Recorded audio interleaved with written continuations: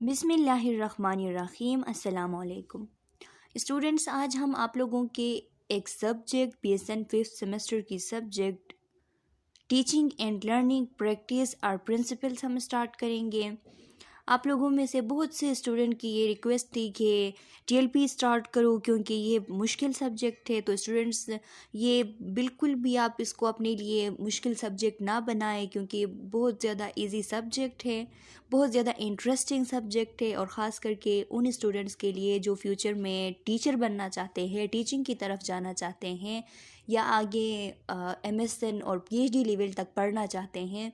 तो उन स्टूडेंट के लिए ये बहुत ही इंटरेस्टिंग सब्जेक्ट है, उनके काम आने वाली सब्जेक्ट है। और जो लोग हॉस्पिटल साइट में काम करना चाहते हैं तो उनके लिए भी ये बहुत इंपॉर्टेंट सब्जेक्ट है। तो किसी भी सब्जेक्ट को स्टार्ट करने से पहले आप लोग इस तरह उसको अपने लिए डिफ़िकल्ट ना बनाएं क्योंकि ये फिर आपके माइंड में ये बात फिक्स हो जाती है कि एक सब्जेक्ट जो है वो मुश्किल है।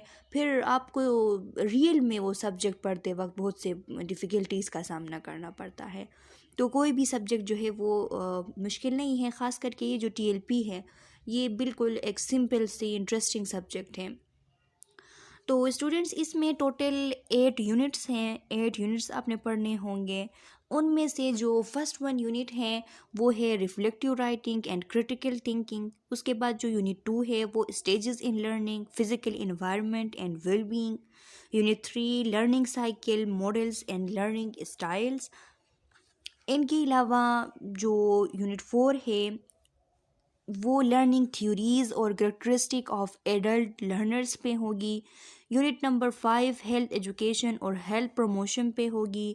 और यूनिट नंबर 6 नीड्स असेसमेंट पे होगी। यूनिट नंबर 7 राइटिंग ऑब्जेक्टिव्स इसमें है यूनिट नंबर 7 में। और यूनिट नंबर 8 में लेसन प्लानिंग है। इसमें लेसन प्लान किस तरीके से बनाया जाता है वो सब कुछ आप सीखेंगे। तो टोटल 8 यूनिट्स है और यूनिट्स के नाम भी मैंने आप लोगों को समझा दिए हैं। ये कोर्स डिस्क्रिप्शन में इसलिए दे रही हूँ क्योंकि फिर बाद में स्टूडेंट्स पूछते हैं कि मैम इसमें कितने यूनिट्स है और कितने यूनिट में कौन कौन से ऑब्जेक्टिव्स हैं। तो यहाँ पे ऑब्जेक्टिव्स भी सारे दिए गए हैं। फॉर एग्जांपल के रिफ्लेक्टिव राइटिंग और क्रिटिकल थिंकिंग में आपने कौन कौन से ऑब्जेक्टिव्स कवर करने होंगे।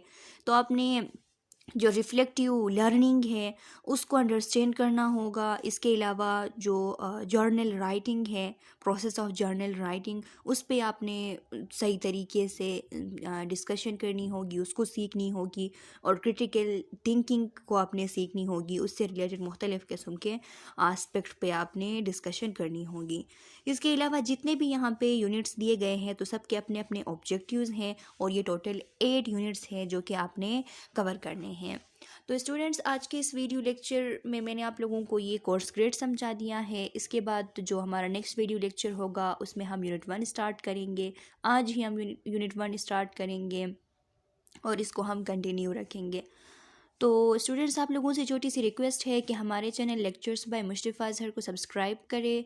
अगर आप नए हैं, अभी तक सब्सक्राइब नहीं किया, बेल आइकन को प्रेस करें ताकि आने वाली न्यू वीडियो लेक्चर्स की नोटिफिकेशन आप लोगों को मिल सके।